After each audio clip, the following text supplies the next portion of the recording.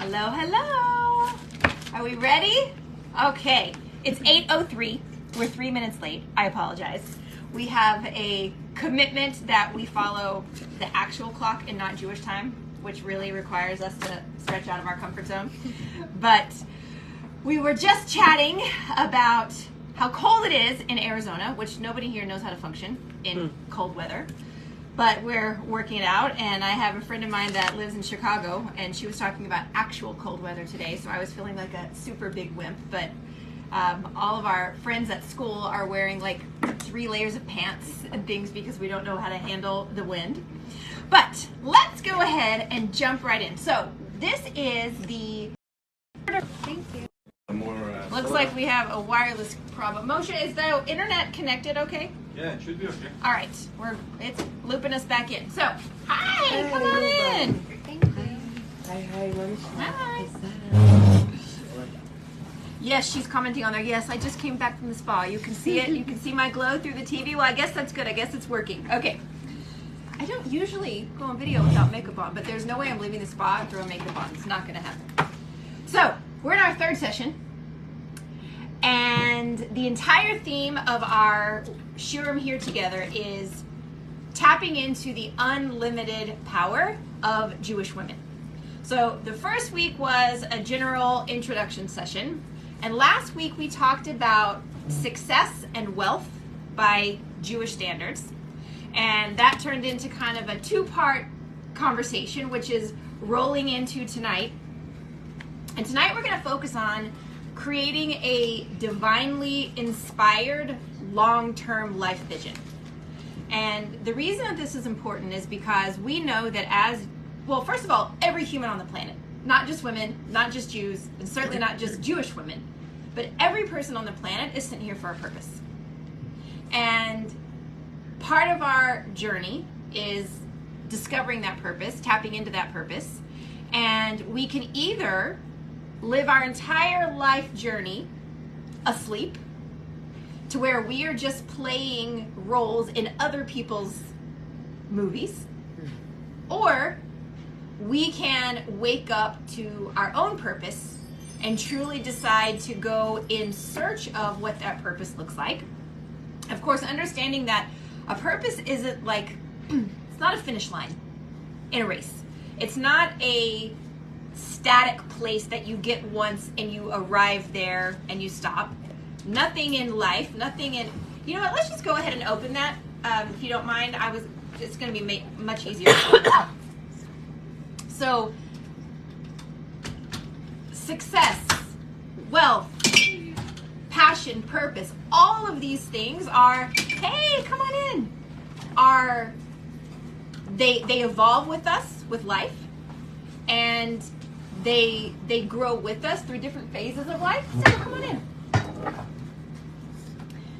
But one of the things that we've been talking about is, for me, I don't know, one of the things that has driven me since I was very, very young is that I do not want to go down in a pile of potential. I believe that God has put amazing seeds of greatness and magic in each one of us. None of us are the same. And each one of us have these gifts and so much light that God has planted inside of us. And why would we want to finish our last day and have all of this untapped potential inside us? So my goal has always been twofold. Number one, I want to lap up every ounce of opportunity that is in the world, like every ounce of joy, every amazing trip we could take with our family, every fantastic experience that we can soak up in the world. But then at the same time, I want to give as much as possible. So how much can we give? How much of an impact can we make? How much can we tap into our potential? And the one thing we know that is really, really hard to internalize to the degree of truth that it holds is that each one of us is literally limitless. Limitless. Now, most of us aren't living as if we're limitless, because I didn't hear in my first 30 years of life that I was limitless. Now, my dad always said you can do anything you want in life if you're willing to work hard enough and pay the price. And that gave me an amazing work ethic and amazing ability to dream big and fall big and try big and everything that comes along with it. But to understand that we are limitless, do you understand how huge that is? The other thing is that it's never too late. You're never too early, and you're never too late. So what we're going to look at today, we're going to have a little bit of a conversation around that, and then we are going to actually take out a worksheet. We're going to have a little workshop, and we are going to map out a potential life vision. And we're going to take all the different dreams that we have in our life, and we're going to look at how Hashem, do you know who gives us these dreams, by the way? Nothing is on accident. Somebody planted those dreams deep within our soul. And the amazing, beautiful thing is that as we go in pursuit of those dreams, it actually takes us in the direction of our destiny.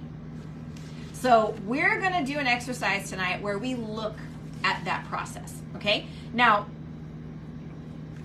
last week we talked about wealth a great deal, and I just want to recap 2 points because they're going to transfer and apply to today's conversation. And I want to say hi to everyone joining us. So glad that you're here. When we get to the worksheet in a minute, by the way, I'm going to give y'all a hard copy of this, and if you send me a DM, I'll send you the digital file so you can redo it yourself. And if you want to send me a message online, then I'll send you the worksheet as well. But there are 2 points that I want to recap and start again with on the conversation of wealth. So, first of all, the Lubavitcher Rebbe says his opinion on wealth is that all Jews are rich and should be rich. Okay? Now, that is not the mindset of many, many, many, many people. Okay? The other thing is we should be so rich, in fact, in case you're wondering, that every Jew should be able to pay $1 billion in taxes. So if that's our tax bill, you can imagine what our net worth is, right? Now, why is that? 2 reasons why he says this. Number 1, because you are a daughter of the king, and this is your royal lineage. And second reason is because we're blessed to be a blessing. So the more we have, the more we can give. And as long as we hold that healthy perspective while we are going in pursuit of our potential, then it also allows us to have the proper spirit of humility, and we don't get confused thinking it's our money, or thinking that it's up to us, or thinking that, oh, look what I've done with the sweat of my hands and the sweat of my brow and the work of my hands. We realize we're a keli, we're a vessel. And as long as we have that proper perspective, then the vessel stays healthy and alive, and things can continue to flow. But if we stop that and we start hoarding and holding and thinking, oh, this is just for me, and we have the stingy mindset, then that also cuts off the faucet. So it's a very important thing to keep in mind. But there is a formula to bring down these brachas, to bring down the brachot, the blessings. So, you want to talk about the formula just for a quick second? Okay. The formula is 2 pieces in ruchnius, in spirituality. Okay? The spiritual piece of the formula is, first of all, a phrase, yesh li kol. Are you familiar with this phrase? So, yesh li kol, this was a conversation between Jacob and Esau, between Yaakov and Esav in Bereshis. So, of course, those are, some of our patriarchs. And, of course, you had Avram Avinu, who had Isaac and Ishmael. And then Isaac gave birth to Jacob and Esau. Okay? And they went to war from birth. There's all sorts of spiritual stories behind it. But after Jacob had run away and lived for 20 some odd years in the house of Laban, and then he was coming back to Eretz Yisrael, to the land of his fathers, with his 2 wives and all of his troops coming along with him. They came across Esav. Esav was coming out to attack them. And so there was this huge epic story of what happened, and in the end, because of how Yaakov was very bittul and humbled himself and gave lots and lots of prizes, so Esav came, was like trying to also show off his stuff, like kind of like, peeing on the tree a little bit here and there and like showing each other who has, how much stuff. And so Esav says to Yaakov, he says, take all these gifts. I don't need them. I have so much. I have so many things. And then Yaakov says back to Esav, I don't need them. I have everything. So they're trying to outgive each other in their wealth. Hi gals, welcome. Sorry for the late. Perfect timing. So they're trying to literally have this show of riches. Do you know anyone that does that? Like, let me outgive you and see whose gift is bigger. And okay, absolutely, right? Okay. So this is what these two brothers were doing, and they were doing it from a position of honor. But then, of course, there's always something behind it. But when Yaakov presented all these gifts to Esav, basically hoping to buy his peace, and it worked. By the way, this is why you learn from Torah everything. So whenever you need to ask forgiveness, always show up with a gift. And that's exactly what Yaakov did. So he came with all these gifts to Esav, and Esav said, I don't need them. I already have so much. And then Yaakov says back, I don't need them. I have everything. Yesh li kol. So that's the phrase that is so critically important that we align our energy with. Okay, we're going to talk about magnetic energy in a minute. But if we in week 1, we talked about how wanting something is the opposite of attracting it, right? And we talked about back before 1942, if you looked up any traditional dictionary and you look up the word want in the English language in the dictionary, it means in lack of.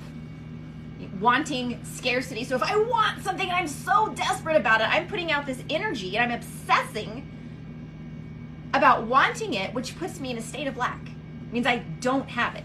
I'm missing it, right? I want. So I'm always creating more want, which means I'm never going to have. Okay? So the first piece of the formula to creating wealth is having a mindset and an energy of yesh li kol. I have everything. Okay, now we're going to dig into that because it's easier said than done. The other piece is bitachon b'simcha. Certainty with happiness. And a lot of times bitachon and emunah, faith and trust, are lumped together and you can't really define one from the other. They're certainly synonyms in a casual way, but when you really start digging into the root words, they mean two different things. So the best way to think about bitachon, first of all, just understand it means full certainty. Okay, so the way we want to think about that is, like when you're doing team building or leadership exercises and you're going to do a trust fall, right? You're going to stand and you're going to fall backward and trust that people are going to catch you. That has to be bitachon. That's the best visual image of understanding who's going to catch you. And you can even do a backflip off because someone's going to be there to catch you. Now, if you ask, and by the way, it has to come with joy. It must be bitachon b'simcha. Must. There is no such thing. By definition, you cannot have bitachon, actual true bitachon, without the simcha, without the happiness, without the joy. Remember, thanks for noticing me. That does not count. That is not bitachon. That's Eeyore, number 1.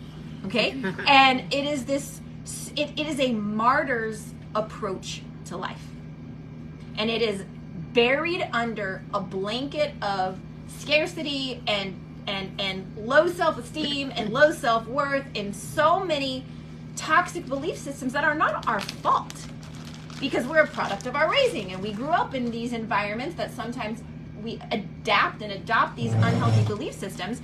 But remember what we've already said. We certainly are a product of our environment, of how we were raised, but we are still 100% responsible for who we become as an adult. Okay? No one can do that for us. We can't blame. We can't make excuses. We can't justify. We can't minimize any of those things other than taking full ownership of who I want to become. And we can literally redefine ourselves whenever we want.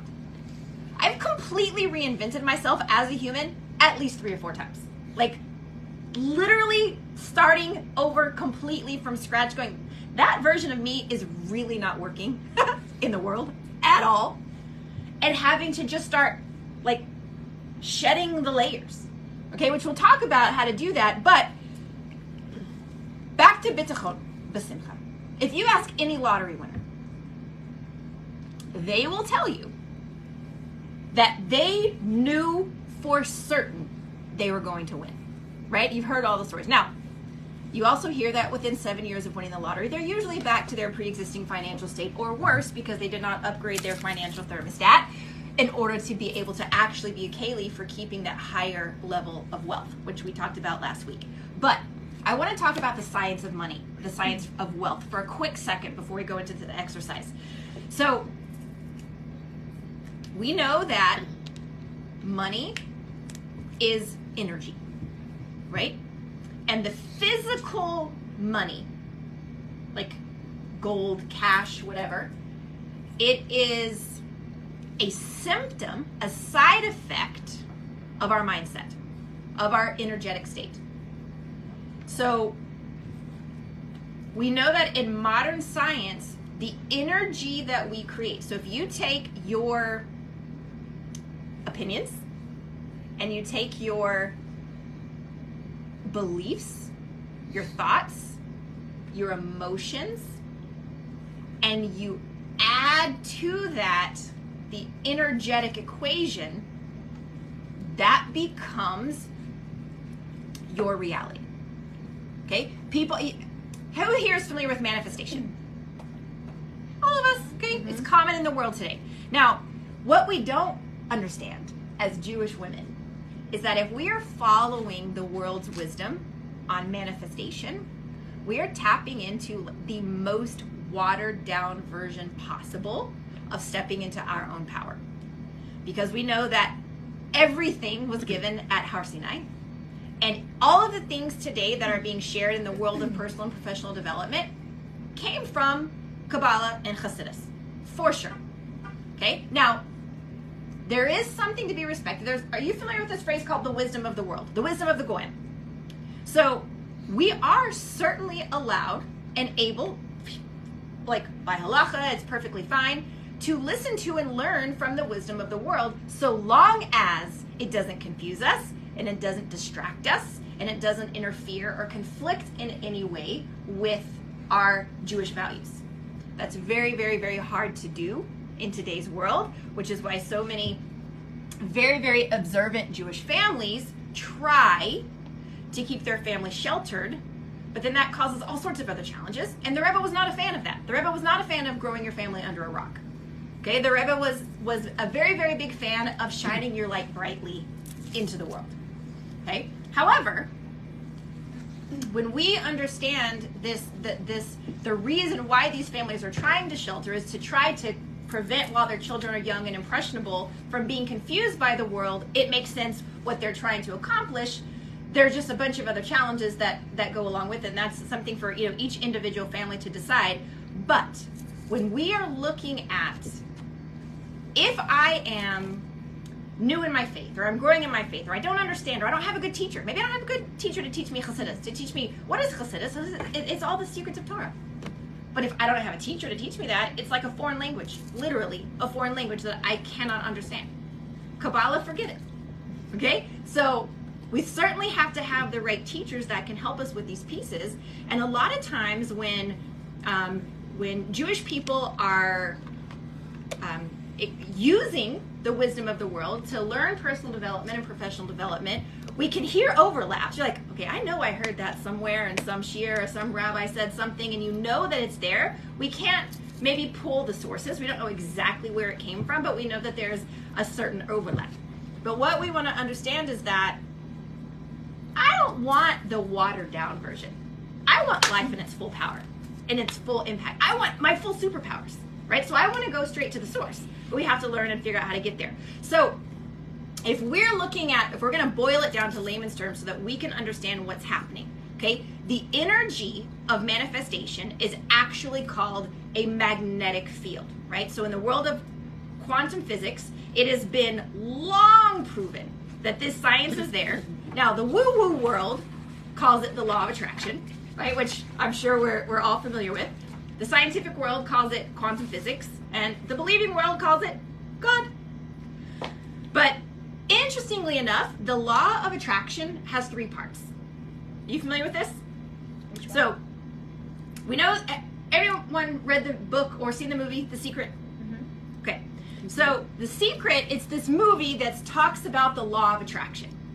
And it gives example after example and case study of people manifesting crazy, amazing things in their life. I have so many of my own stories. I mean, we could sit here all day and I could just tell you manifestation stories. Okay? However, what most people that watch The Secret and they think it's just all about, I'm going to sit around and just imagine. Home my way to my visualization, right? And they think that's all it's about. So they're missing 2 major pieces. So you have a third of the formula. So I gave you the spiritual formula, right? The spiritual formula is yesh likol and bitachon b'simcha. Okay? Now, easier said than done. There's ways to put it together, but that's the spiritual piece. Now, let's talk about us normal people. How do I make it practical, right? Okay, so here we go. Law of attraction is all about manifestation. Okay? However, there are 2 other pieces. So you have the law of attraction is part 1. Part 2 is called the law of action. What does that mean? It means I can sit around and kumbaya myself all day long, and I can visualize, and I can journal, and I can meditate, and I can do all of these amazing things. But if I don't get my bum in gear, ain't nothing gonna happen. Okay? And that is a piece that a lot of our society today is missing. Work ethic. Good old-fashioned elbow grease. Okay? So that's the second piece, is the law of action. The third piece is called the law of gestation. What is the law of gestation? So gestation is a fancy term that means how long it takes something to grow before it's born, right? So a human baby gestation period is 9-10 months, okay? A baby goat gestation period is 5 months. An elephant gestation period is 2 years. So if a goat and an elephant are comparing themselves to each other, the elephant's like, what's wrong with me? This goat already had 5 rounds of babies, and here I am still fat and have nothing to show for myself. But the difference is we have to understand every situation has a different gestation period. So if I am truly working for something, and I have a goal and a dream for something, and I'm working at it, I have no control over the gestation period. That's the piece I cannot control. So I have to be willing to have patience and trust and all those other things, and my energy, remember back to that magnetic energy and bitachon b'simcha and yesh likol, how I'm holding while I'm waiting and working and meditating. This is the harder thing. That's the piece that makes or breaks the formula. I have a question. Yes. Okay, what you got? And then you have to give me an answer. Yeah. Okay. How long? How long? How long does that period last? I wish I knew. Nobody knows. Gestation, you don't know. And so here's what I know. Sucks. If you quit, let's say we're working for something, okay? If you quit, you never know if you're only 5 minutes from your miracle. Right. So the rule of thumb of what I have learned is, should I give up or not, is never quit on a bad day. So if I'm quitting, if I'm giving up on something on a bad day, it means it's an emotional choice I'm making and not a wise choice, not a practical choice, not a strategic choice.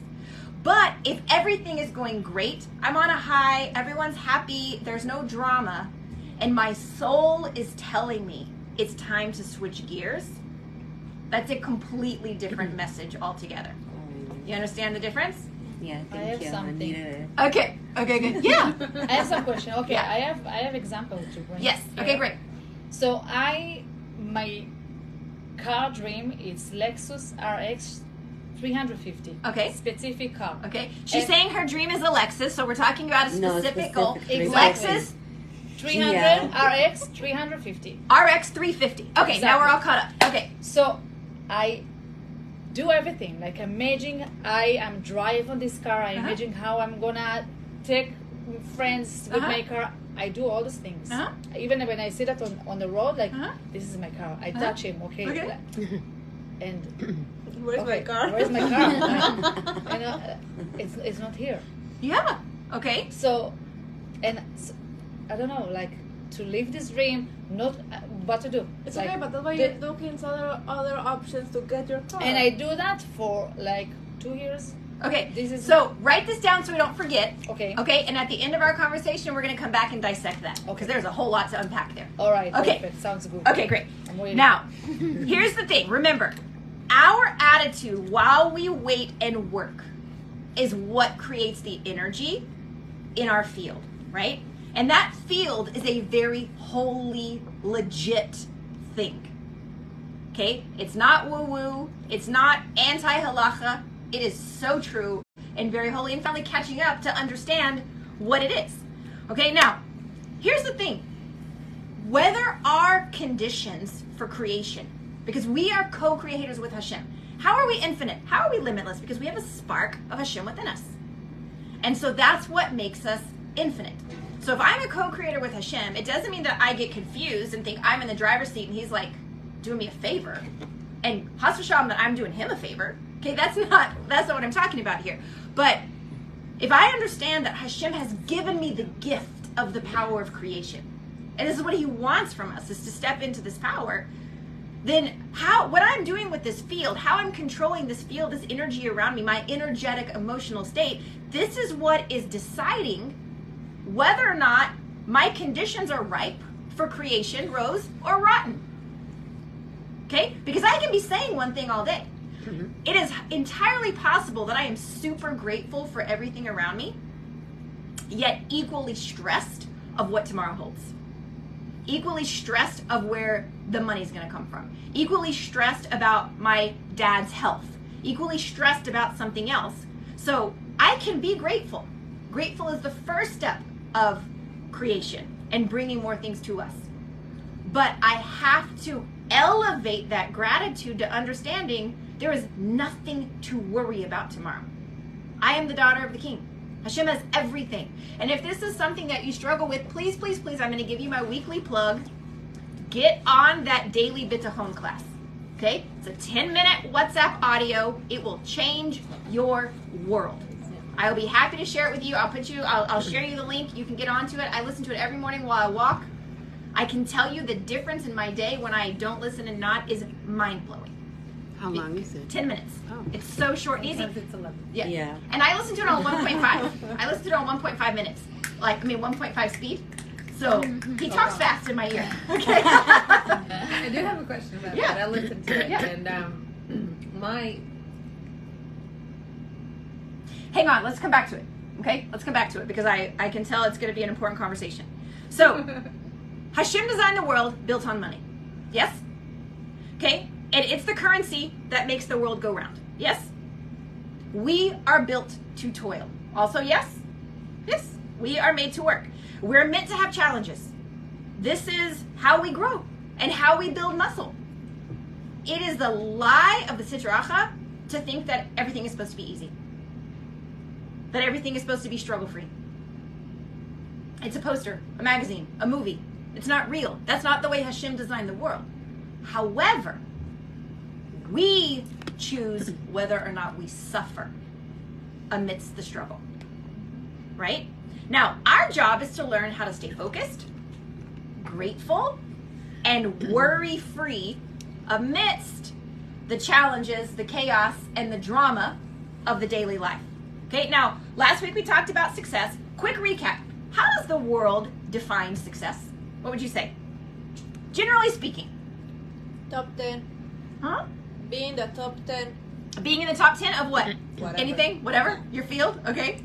Great. What else? You said the world. Mm-hmm. Money. Money. Absolutely. You bet. Financial. Yes. Always. Yes. 100%. What else? Looks. Ah, looks. There we go. Yep.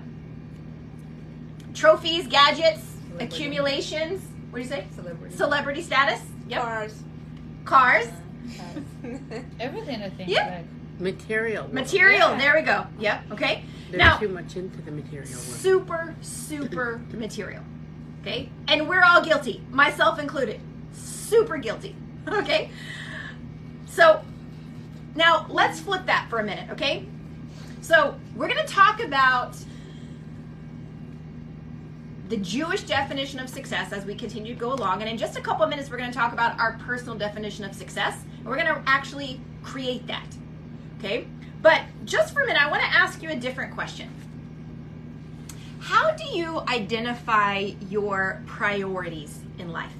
Oh, story of my life. Oh! Luba says it's the story of her life. Delegate, delete, or Delegate, delete. Delete or Yes. do it. Luba has been to my classes. Okay, so what are your priorities? Your kid, your husband, Family. Yep. God. Spouse. God. faith, kids. Yep. career. Career. Me. Yourself. Yeah. Fine. Great. There's no right or wrong. Okay. This is not a pass or fail. How do you know if you have them? How do you know if you have priorities? You make a list of them. So this is probably a good question. Have you consciously, intentionally set priorities recently? Yes. Okay, good. It's very important that we continue to do this. So when I say consciously, like, identifying them with your family, your loved ones, whoever is in decision-making partnership with you, okay? Or even if it's just yourself. I will tell you that, some partners, some families do this together really well. Some people in the relationship, family, one person takes the lead, and then gets the stamp of approval of the other. That's how it works in my house. I do most of the planning, and then I say, hey, Multi, what do you think about this? He's like, looks good, and then he's on, okay? So it's very important that we write down our priorities, okay, which is what we're about to do, okay? But here's the deal. If we don't write them down, it's way too easy to get lost. On top of that, do you know that statistics show that the difference between someone who sets a goal and doesn't write it down versus setting a goal and writing it down, the person that simply takes the extra step to write it down is 90% more likely to achieve the goal, simply from the act of writing it down. Okay? So many people go through life and then they regret that they didn't accomplish their priorities, or at least what they thought were their priorities. So there's two important things to remember here. Number one, you have time for what you make time for. We all have the same 24 hours in a day, 168 hours in a week. We all have the same. Okay? Now, I've noticed in my own life a number of times that I think, what I think or assume or say are my priorities, they're not actually the priorities I'm living. So I'm saying one thing and living another. How do I know this? Because you vote with your dollars and you vote with your time. So I can have in my mind, this is what I want, this is what I want, this is what's important to me, this is what's important to me, but yet I'm doing something entirely else. Why? Because I'm too busy. Busy is a 4-letter word. And busy, for all of us high-achieving women in this room that have big goals and are very influential in your world. I have a lot of time. Amazing. Okay. Yes. Now, busy is the high-achieving woman's version of lazy. Say it again. Busy is a high-achieving woman's version of lazy. Why? Why do I say that? Because it's easier to continue going at the pace I'm at swimming and just being rushed downstream than it is to turn around, force myself to start swimming upstream, go against the grain, and change everything in my life. But guess what? Like they also say, the graveyards are full of people that don't have time to die. And no one can choose for us to live out our priorities or not.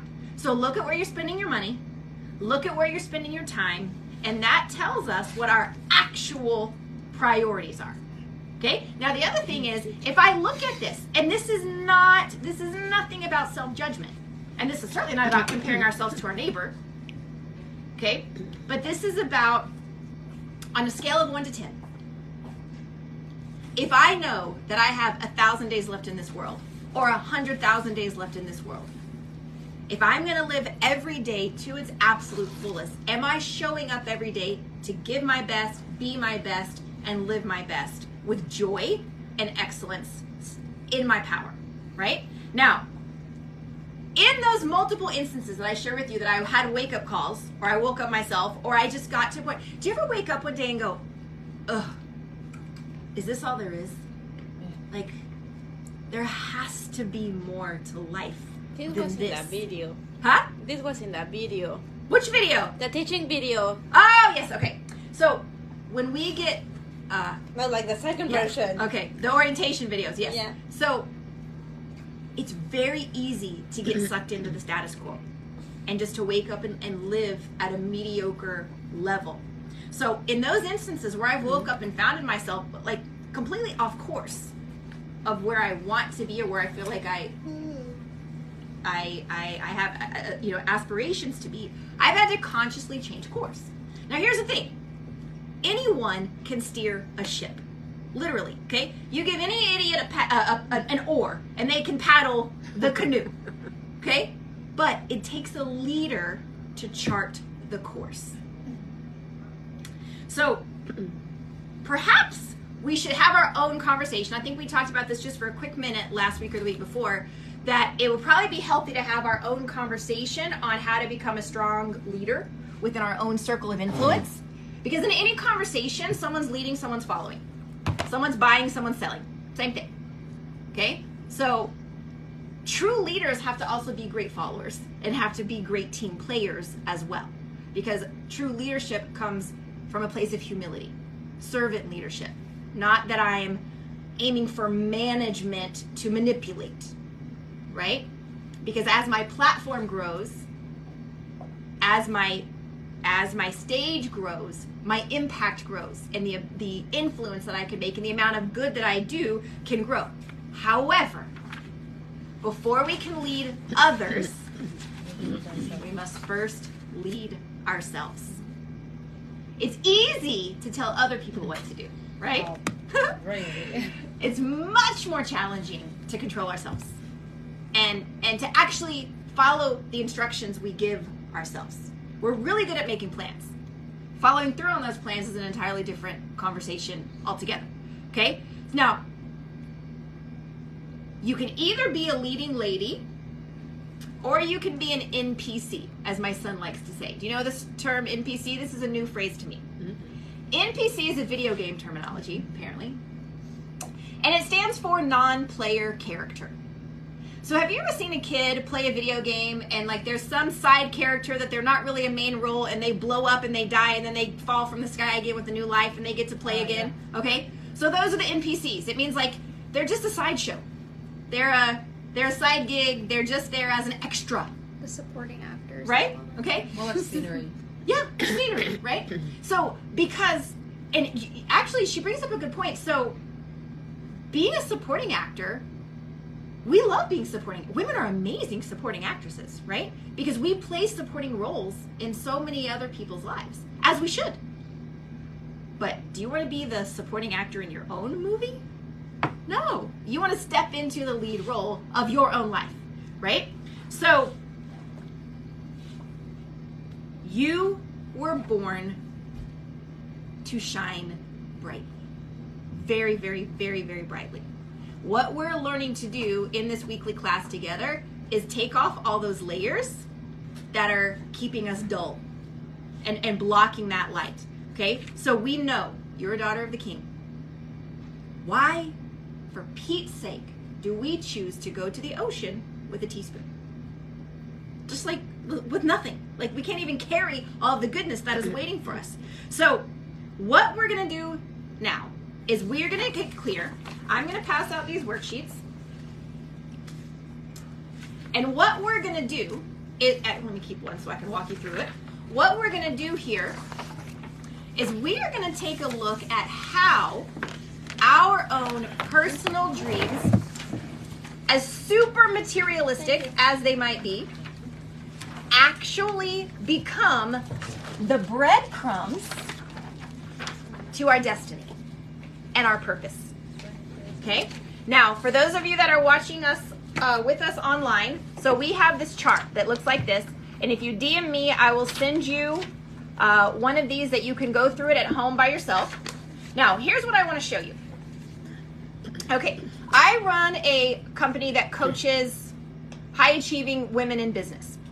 This is one of the exercises that I walk through them. So you're getting this tonight as a freebie from me, okay? And what we're going to do with this is I'm going to help you see how you're going to use this to map out your own personal definition of success, okay? So everyone's heard of the song Life is a Highway? Mm-hmm. Okay, so Life is a Highway, it's a very, very famous American song. And I like to think of life as an 8-lane highway. And if you look at all these words, these terms down the left-hand column, these are your different lanes. These are your 8 lanes. Okay? Now, on any highway, if all of the traffic isn't going in the same direction, what happens? They're going to crash. They're going to crash. Exactly. God forbid. Okay, right? So you have this situation happening. So is there going to be flow? No, of course not. And if all of the goals that I have in my life are not aiming in the same direction, or not moving in the right direction, am I going to go anywhere in my life? No. You're going to be in a complete traffic jam, and nothing's going to happen. Okay? So here's what we're going to do. I want you to imagine for a minute before you write anything down. In fact, I want you to turn your paper over so you're looking at the blank back side. I want you for a minute to imagine your life 20 years from now. Okay? 20 years from now. First, think what year it will be. What year will it be? 2044. Holy moly. Okay. I'll be old. Melinda says I'll be old. Well, I'll be 20 years older. Yeah. No. How old will you be? Think of it that way. How old will you be in 20 years?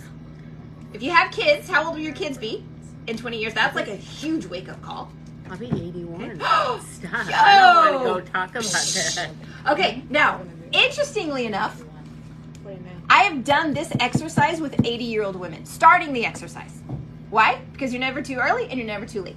And here's the important piece to know about this. 20 years. Well, it was very nice to imagine this. Okay, good. Yeah. 20 years is a lifetime. Do you know that?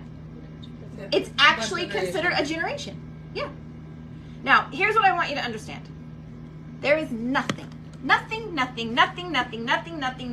literally nothing that you cannot accomplish in 20 years. Nothing.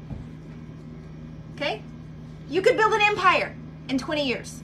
You could build an island. You could start anything you want. You could create anything. You could accumulate any amount of wealth. You could make any amount of influence. You could invent something. You can go to the moon and back. You can go to Jupiter. There is nothing that you cannot do in 20 years. With the right belief. Belief is the #1 component that will make or break you, because you will never, ever, ever, ever, ever outperform your belief. Can't happen. Now, how do we know this is possible? Everyone familiar with the story of the 4-minute mile? I heard about that. Yeah. So in a nutshell, in 30 seconds or less, I forget when, this was in the early, 1920s, 1930s, I forget the year, okay? 100 years ago. It was impossible to run a 4-minute mile. It had never been done. By science, they thought it was humanly impossible to run a 4-minute mile. Okay? Come along, some guy named Roger Bannister. I hear about it. Okay? He breaks the 4-minute mile.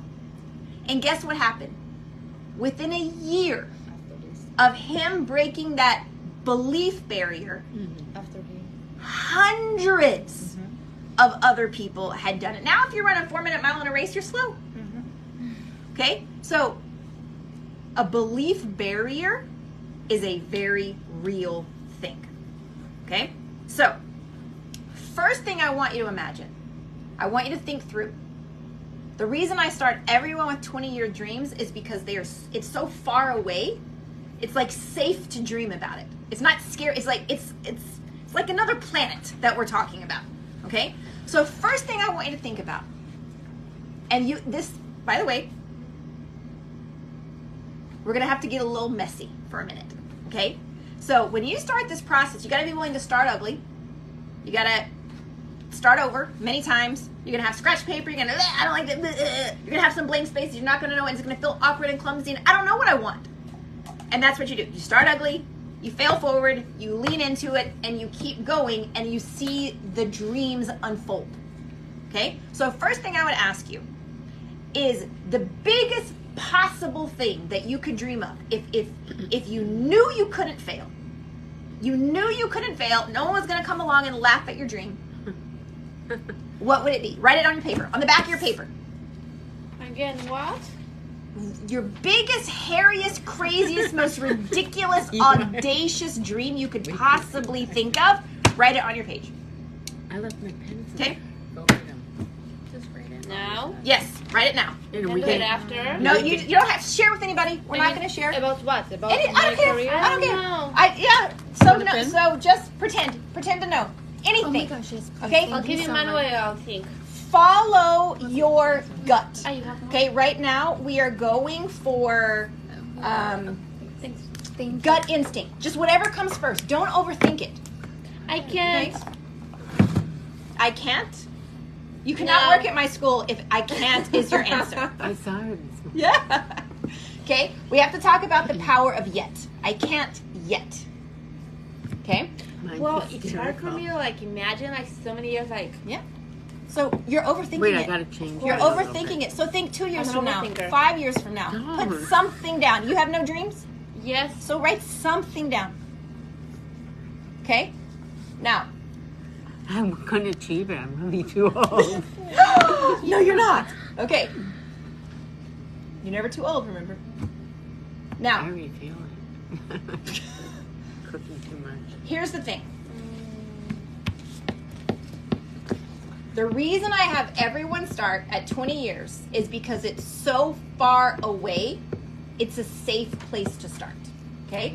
Now, if you go through here and you look at these different areas of your life, your spiritual lane, your family lane, your profession, your career, personal development, your personal growth, your physical health, She's laughing. your at me. financial health, your social life and adventures, your community. Okay, look at these lanes. These are your 8 lanes. Every single thing you could possibly want in life would fall under one of these 8 categories. Okay? I need to find mine before COVID. Okay, yes. Now, I do this exercise at least once a year, and I keep them all. So I can go back and see that I just finished actually my first 20-year block. Like, so the first time I did this exercise was 20 years ago. It is crazy. You keep it in a Crazy. safe? I keep it in a binder. I have a life management binder that I keep it in. So what do we write it for 5 years or for 20 years? So you're starting with 20 years. Okay? Now here is the most methodical way to work yourself through this dream sheet. Okay? Here's what I want you to understand. I am such a big believer. As we start getting clear on what do I really want? What does my gut tell me? What does my soul long for? What do I dream of achieving? We know that Hashem plants these dreams within us. And as we go in pursuit of our dreams, that takes us out on our life journey of where Hashem wants us to be. So, you know, we talked about last week in Tanya, we think we're going on a vacation to Playa del Carmen, and Hashem has something planned for us to do there, to do a good deed or an act of kindness or to meet someone or things that we never imagined, right? So our job is to live fearlessly in pursuit of our dreams, but from a selfless perspective, not from a selfish perspective. So I am going to work as hard as I can to become as best as I can, not from an egomaniac, control freak, perfectionist perspective, which is my natural tendency. So I had to work on myself a lot to overcome that. Okay. But to become the best that I can with joy and with trust that I'm doing my best and Hashem is doing his best and I can't do his part. Although I try a lot. It doesn't ever work for me. Okay, so if I start and I'm looking at, now the one caveat I will tell you, you imagine that you've got a highway, okay? And I have a video that I can send where I walk you through this entire process if you'd like to see it, just for the interest of time, okay, for today. But what I will tell you is that this spiritual lane, it's actually the center. It's like the epicenter of everything else. If you imagine a wheel, it's the center, and then you have all these spokes that go into all the other 7. But for the sake of sanity, we make it like this so you can be organized with your thoughts, okay? So I will share with you the video that you can walk yourself through this process. But here's what I want you to understand, okay? Most of the time, so when you're dreaming big as you can dream, and then you dream a little bit bigger, that's, if I, like, what could I dream of in for example, maybe you want to learn some foreign languages, you know? Maybe you want to learn, let's say, you know, Play piano. Well, play the piano. Okay. So how good of a piano player could you be in 20 years? Pretty darn good, right? Yeah. So there's the 10,000 hour law. Everybody know the rule of 10,000 hours? So 10,000 hours is basically what it takes to become elite, A-league, best of the best, top of the world. 10,000 hours. So between now and 20 years from now, 10,000 hours is very normal. Okay, you can do it. Now, if physical, okay, where would I want to be physically? You know, what my physical health, my stature, my strength, social life and adventure. Okay, maybe I want to go travel to every continent in the next 20 years. Maybe I want to take, you know, like I have big dreams of, like, I was taking my whole family with me, you know, on trips around the world and things like this. So again, dream big, baby. Okay, and community. I know we want to have schools all around the world to revolutionize global education. It's going to take me a while to get there. Okay, and not just me, it's a whole army. Now, from 20 years, like, how big can I dream? Cut it in half. Okay, so if that's where I want to be in 20 years, and I cut that in half, what would it look like? Okay, then I cut it in half again, is 5. Then when I get to 1, with 12 months of focused consistency, how much progress could I make to get myself started? That's the different question you ask yourself at 12 months. Yeah. Now here's the thing. My favorite quote from Tony Robbins. He says, most people overestimate what they can do in a year, and they underestimate what they can do in a lifetime. So if I look at this, this is my roadmap, my breadcrumbs, if you will, to my destiny, to my life purpose. Because there is no way, starting today, never having had this conversation with myself, I'm probably going to know what my purpose is. And our purpose evolves with different phases of life. But the thing is we're, you know, every journey begins with the first step. And if I am willing to just lean into the process and be open, everything's going to unfold in front of me, right? And if you worry about missing your boat, I can promise you, if the boat leaves without you, it's not your boat. When you are truly open and truly seeking, you can't get lost. And when we look lost, it's a part of the journey.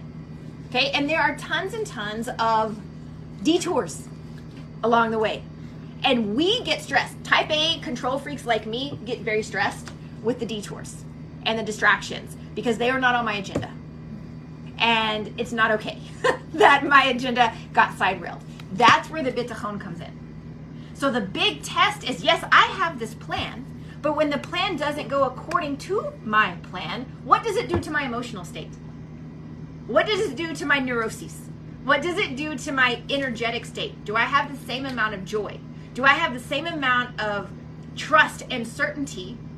Now, this has been just to give you my own personal example, this has been a massive exercise for me with the school. Okay? With our schools, we live off of fumes and miracles. No joke. Okay? The amount of money that we bring in with tuition is a fraction of our operating costs with the school. It's not normal. It is not a normal situation of what we have happening at the school. But every single month, just when we think the wheels are going to fall off the bus, everything comes in. And it has made us almost like maniacal many times. And finally realize we have to let go. This is bigger than us. And we're actually interfering with the plan. Like, we're messing it up. We're making it worse. And we're not. Okay? So when you look at this plan, it's not going to go according to your plan. And that's okay. But what this does is this gets you in the race. This puts you in the game. It wakes you up out of living like a zombie, sleepwalking through your life, just, living like, how many people, how much of the world's population lives like the inside of a pinball machine? Just yanked here, yanked there, this situation. And there's no purpose. There's no intention to the life. And if you choose to start living intentionally, start living purposefully, everything in your world will change. And it will wake you up to seeing, first of all the divine providence around you, but seeing how as you choose to work on yourself and become better, guess what? Life gets better. Everything around you elevates and opens up, and it's like finally you're seeing the world in technicolor as opposed to black and white. So here's the thing, okay?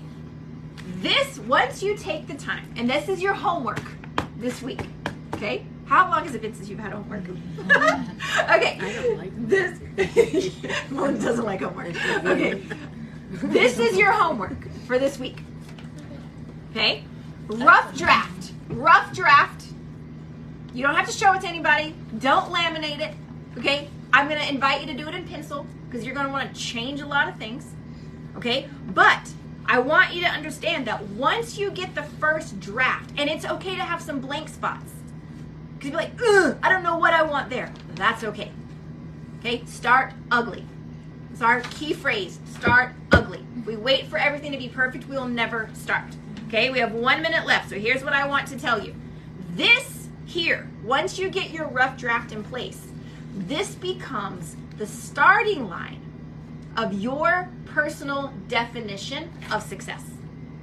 Remember, what does success mean? We set a goal and we achieve a goal. That's the definition of success. Success does not mean what my neighbors think or what my social media profile thinks or what my mama thinks. Okay?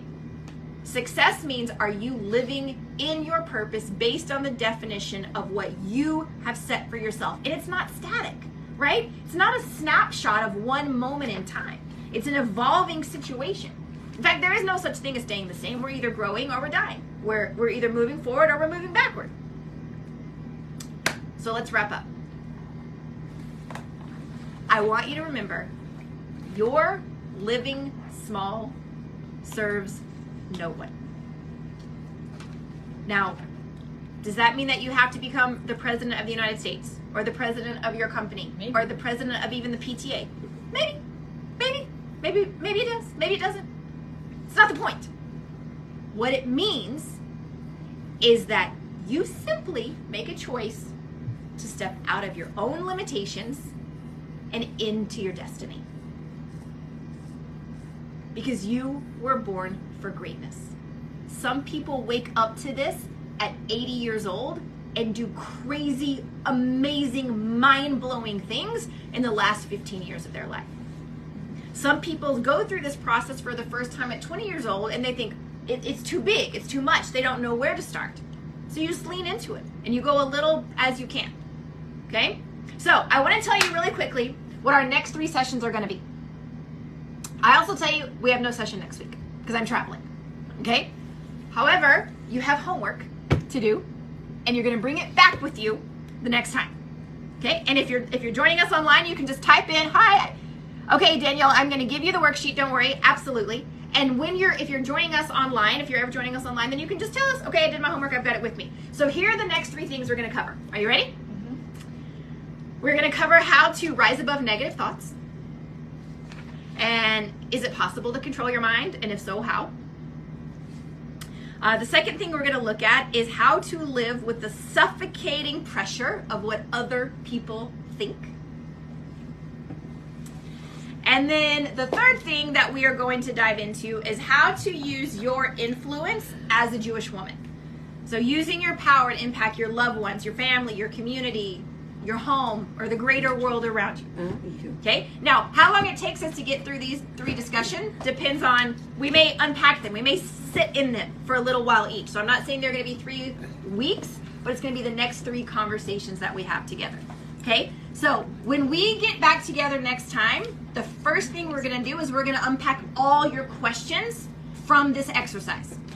So we may have a formal agenda, we may not, depending on what you're going to come back with, because you are going to hit resistance. I just want to tell you right now. You're going to have some resistance as you go through this. Don't let it faze you. Don't let it bother you. Don't let it stop you. Feel it and keep going. Anything that bothers you or triggers you or irks you in any way, write it down and bring it with you. I promise I can handle it. I have to say, this exercise changed my life. Yay! Yeah. Luba says this exercise changed her life. I spent many hours actually on this. It annoyed me a lot. I hated every minute of it.